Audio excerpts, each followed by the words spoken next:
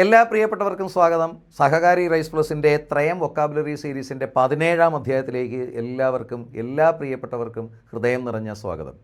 നമുക്ക് ചോദ്യങ്ങളിലേക്ക് കടക്കാം. ആദ്യത്തെ ചോദ്യം ഇങ്ങനെയാണ്: അഞ്ചാറ് എന്ന പദത്തെ ഘടകപദങ്ങളാക്കുക. തന്നിരിക്കുന്ന ഓപ്ഷനുകൾ 5 6 5 6 6 5 5 അല്ലെങ്കിൽ 6. ഇവിടെ ശരി ഉത്തരം ഓപ്ഷൻ എ 5 6 എന്നതാണ്. 5 6 അതാണ് അഞ്ചാറ്.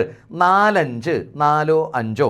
അപ്പോൾ നമുക്ക് തോന്നും ഈ എയും ഡിയും ഒരേ അർത്ഥത്തിലല്ലേ, 5 അല്ലെങ്കിൽ 6. ശരി തന്നെയാണ്, രണ്ട് സമാനാർത്ഥം തന്നെയാണ്. പക്ഷേ അവിടെ ഈ ഘടകപദമാക്കുമ്പോൾ പ്രത്യയങ്ങളോ ദ്യോതകങ്ങളോ ചേർത്ത് ഘടകപദമാക്കാൻ നോക്കണം. പറ്റുന്നില്ലെങ്കിലാണ് ഗതിയോ മറ്റു വാക്കുകളോ പ്രയോഗിക്കേണ്ടത്. അപ്പോൾ ഇവിടെ ഓ എന്ന ഘടകശബ്ദം ചേർത്ത് 5 6 എന്ന് വിഗ്രഹിക്കാൻ കഴിയും. അപ്പോൾ പിന്നെ അല്ലെങ്കിൽ എന്ന പദം കൊണ്ടുവരേണ്ട ആവശ്യമില്ല, ഗതി ശബ്ദം കൊണ്ടുവരേണ്ട ആവശ്യമില്ല. അതുകൊണ്ടാണ് അതിനെ തിരഞ്ഞെടുക്കാതെ 5 6. അപ്പം 4 5 4 5 4 അല്ലെങ്കിൽ 5. പക്ഷേ ഓ എന്ന പ്രത്യയം ചേർത്ത് നമുക്ക് അർത്ഥം എടുക്കാമെന്നിരിക്കവേ പിന്നെ ഈ അല്ലെങ്കിൽ എന്ന വാക്ക് കൊണ്ടുവരേണ്ട കാര്യമില്ല. അതുകൊണ്ടാണ് അപ്പോൾ 5 6 എന്നത് വിഗ്രഹിക്കേണ്ടത് 5 6 എന്നാണ്. 5 6 അല്ല, അത് 11 പോകും. 6 5 അല്ല. ഇതുപോലെ മറ്റു ചില വാക്കുകൾ നോക്കൂ. മുഖ്യപ്രതിഷ്ഠ, അതിനെ വിഗ്രഹിക്കേണ്ടത് മുഖ്യമായ പ്രതിഷ്ഠ എന്നാണ്. മുഖ്യമായ പ്രതിഷ്ഠ. സ്വർണ്ണ നിറം, സ്വർണത്തിൻ്റെ നിറം. പച്ചപ്പുല്ല്, പച്ചയായ പുല്ല് അല്ലെങ്കിൽ പച്ചപ്പുള്ള പുല്ല്. പച്ചയായ പുല്ല് അല്ലെങ്കിൽ പച്ചപ്പുള്ള പുല്ല്. സ്വപ്നതുല്യം, സ്വപ്നത്തിന് തുല്യം. വികാര നിർഭരം, വികാരത്താൽ നിർഭരം. ശാരീരിക ക്ഷമത, ശാരീരികമായ ക്ഷമത. ശരീരത്തിൻ്റെ ക്ഷമതയല്ല, ശാരീരികം എന്ന് വെച്ചാൽ ശരീരത്തെ സംബന്ധിക്കുന്നത്. ശാരീരികമായ ക്ഷമതയാണ് ശാരീരിക ക്ഷമത. ക്ഷമത എന്നായിരുന്നെങ്കിൽ ശരീരത്തിൻ്റെ ക്ഷമത എന്ന് വന്നേനെ. പുരുഷരത്നം, പുരുഷന്മാരിൽ രത്നം. സ്ത്രീരത്നമാണെങ്കിൽ സ്ത്രീകളിൽ രത്നം, അതാണ് ഗജരത്നം. ഗജങ്ങളിൽ രത്നം. അപ്പോൾ ഇങ്ങനെയാണ് അത് ഘടകപദമാക്കാൻ കഴിയുക. മുഖ്യപ്രതിഷ്ഠ, മുഖ്യമായ പ്രതിഷ്ഠ. കോമളമേനി, കോമളമായ മേനി. കൊന്നത്തെങ്ങ്, കൊന്നയായ തെങ്ങ്. ശുദ്ധജലം, ശുദ്ധമായ ജലം. ഇതെല്ലാം തൽപുരുഷനാണ്. അതിലെ പൂർവ്വപദം വിശേഷണമായി വരുന്നതിനാൽ കർമ്മധാരേനാണ്. മുഖ്യമായ പ്രതിഷ്ഠ, കോമളമായ മേനി, ശുദ്ധമായ ജലം തുടങ്ങിയവ. അതുപോലെ പച്ചയായ പുല്ല് തുടങ്ങിയവ. നമുക്കറിയാം ആയ വരുന്നത് കർമ്മധാരേനാണ്. മറ്റു ചില വാക്കുകൾ നോക്കൂ.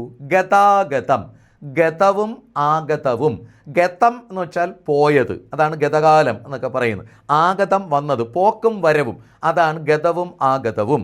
ഗതിവിഗതികൾ, ഗതിയും വിഗതിയും. അനുക്ഷണം, ക്ഷണം തോറും. ദുരസാഗരം, ദുരയാകുന്ന സാഗരം. ദുര എന്ന് വെച്ചാൽ ആർത്തി, അത്യാഗ്രഹം എന്നൊക്കെയാണ്. ദുരയാകുന്ന സാഗരമാണ്, ദുരമാകുന്ന സാഗരമാണ് ദുരസാഗരം. നിത്യപ്രയാണം, നിത്യമായ പ്രയാണം, എന്നും തുടരുന്ന യാത്ര. വിഹ്വല മനസ്സ്, വിഹ്വലമായ മനസ്സ്. വിഹ്വലം കലങ്ങി മറിഞ്ഞത്, സ്ഥിരതയില്ലാത്തത് എന്നൊക്കെയാണ്. വിഹ്വലമായ മനസ്സ്. യാത്രാരേഖ, യാത്രയ്ക്കുള്ള രേഖ, അതാണ് യാത്രയ്ക്ക് രേഖ, യാത്രയ്ക്ക് ഉള്ള രേഖ. മാനവ വിജ്ഞാനം, മാനവൻ്റെ വിജ്ഞാനം. അപ്പോൾ ഇവിടെ ഗതാഗതം, ഗതവും ആഗതവും. ഗതിവിഗതികൾ, ഗതിയും വിഗതിയും.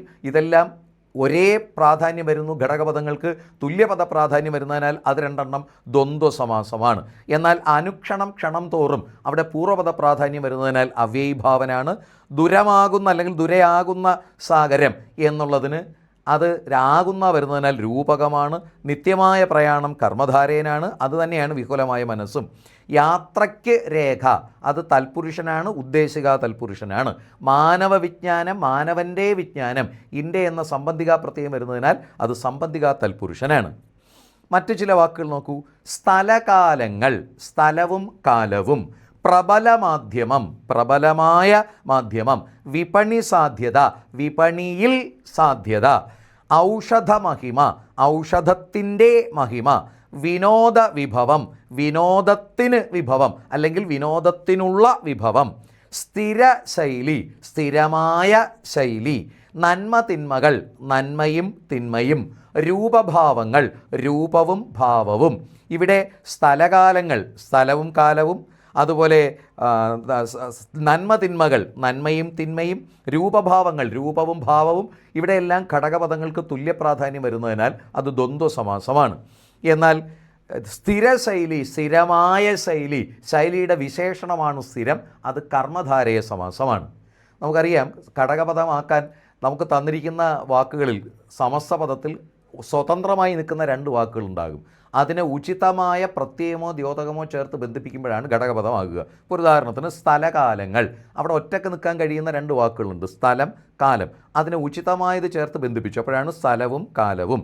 അതുപോലെ ഇപ്പോൾ ഔഷധ മഹിമ, അവിടെ ഒറ്റയ്ക്ക് നിൽക്കാൻ കഴിയുന്ന 2 വാക്കുകളുണ്ട്, ഔഷധം, മഹിമ. അതിനെ ഉചിതമായ പ്രത്യയം ചേർത്ത് ബന്ധിപ്പിച്ചപ്പോഴാണ് ഔഷധത്തിൻ്റെ മഹിമ എന്ന് പറയുന്നത്. അതാണ് ഘടകപദങ്ങൾ. മറ്റൊരു ചോദ്യം നോക്കൂ. ഹൃദയതാളം വിഗ്രഹിച്ചെഴുതുക. ഹൃദയത്തിൻ്റെ താളം, ഹൃദ്യമായ താളം, ഹൃദയത്തിലുള്ള താളം, ഹൃദയവും താളവും. ഇവിടെ നോക്കൂ, ഒറ്റക്ക് നിൽക്കാൻ കഴിയുന്ന 2 വാക്കുകളുണ്ട്, ഹൃദയതാളം. ഏതൊക്കെയാണ്? ഹൃദയം, താളം. ഇനി അതിനെ ബന്ധിപ്പിക്കാൻ ഉചിതമായ ദ്യോതകമോ പ്രത്യയമോ ചേർത്തെ ഹൃദയത്തിൻ്റെ താളം, ഹൃദയത്തിൻ്റെ താളം. ഓപ്ഷൻ എ ആണ് ശരി. ഹൃദയതാളം, ഹൃദയത്തിൻ്റെ താളം. ഹൃദ്യമായ താളമാണെങ്കിൽ ഹൃദ്യതാളം എന്ന് വരണമായിരുന്നു.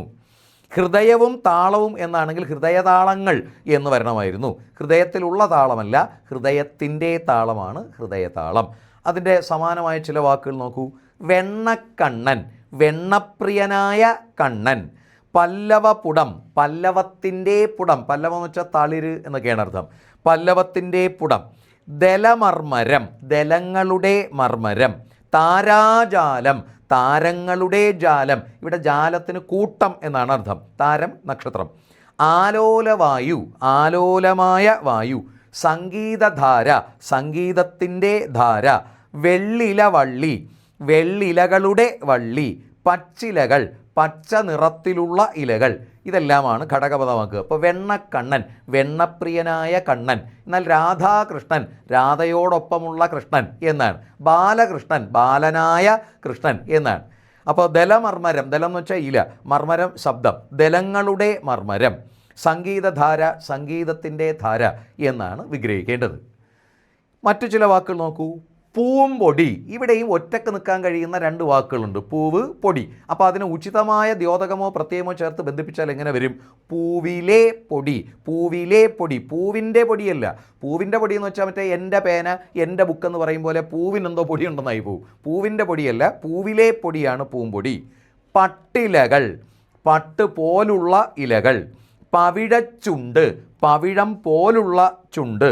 ഭൈമീഗൃഹം, ഭൈമിയുടെ ഗൃഹം. കലാപാരമ്പര്യം, കലയുടെ പാരമ്പര്യം. ലഘുകാവ്യം, ലഘുവായ കാവ്യം. കേരള ചരിത്രം, കേരളത്തിൻ്റെ ചരിത്രം. നിശ്ചല ദൃശ്യം, നിശ്ചലമായ ദൃശ്യം. ഇച്ഛാശക്തി, ഇച്ഛയുടെ ശക്തി. ഇച്ഛ എന്ന് വെച്ചാൽ താല്പര്യം, ആഗ്രഹം, ആഗ്രഹത്തിൻ്റെ ശക്തി. അതാണ് ഇച്ഛയുടെ ശക്തി. ഇങ്ങനെയാണ് ഇത്തരം വാക്കുകൾ വിഗ്രഹിക്കാൻ കഴിയുക. ഇപ്പോൾ നമ്മൾ ഘടകപദങ്ങൾ, സമാസവുമായി ബന്ധപ്പെട്ട കുറച്ചേറെ ചോദ്യമാതൃകകൾ ചർച്ച ചെയ്തു. നിങ്ങൾക്ക് അത്തരം ചോദ്യങ്ങൾക്ക് ഉത്തരം എഴുതാൻ ഇതിൽ നിന്ന് കഴിയും എന്ന് പ്രതീക്ഷിക്കുന്നു. ഇനിയും നമുക്ക് ഇത്തരം ചോദ്യങ്ങളുമായി ത്രയം സീരീസിൽ കണ്ടുമുട്ടാം. കാത്തിരിക്കുക, കാണുക, സബ്സ്ക്രൈബ് ചെയ്യുക.